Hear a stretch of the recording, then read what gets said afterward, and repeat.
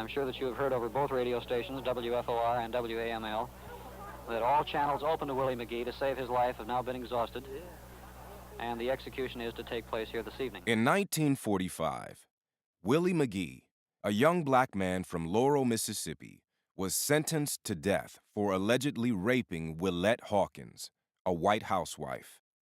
At first, McGee's case was barely noticed, covered only in hostile Mississippi newspapers and far-left publications like The Daily Worker. Then, Bella Abzug, a young New York labor lawyer, was hired by the Civil Rights Congress, an aggressive arm of the Communist Party in the U.S., to oversee McGee's defense. Together with William L. Patterson, the son of a slave and a devout believer in revolutionary action against racial oppression, Abzug and a group of white Mississippi lawyers risked their lives to plead McGee's case. During years of courtroom battles and groundbreaking protests, McGee's supporters, including William Faulkner, Albert Einstein, Jessica Mitford, Paul Robeson, Norman Mailer, and Josephine Baker, spoke out on McGee's behalf and flooded President Harry S. Truman and the U.S. Supreme Court with clemency pleas.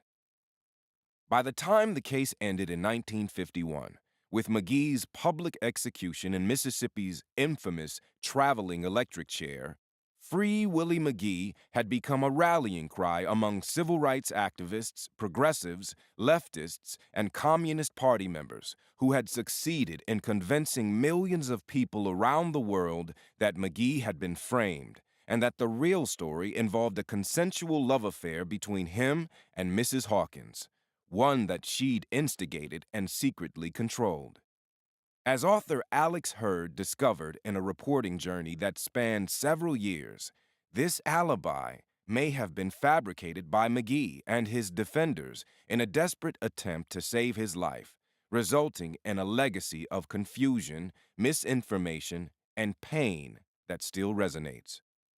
Relying on exhaustive documentary research, along with the recollections of family members on both sides, Alex Hurd, a native of Mississippi, tells a moving and unforgettable story that evokes the bitter conflicts between black and white, North and South, in America.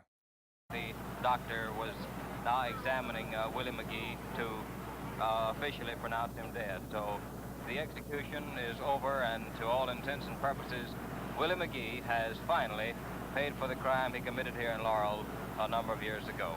All right, Jack, it's all yours. Okay, Grant.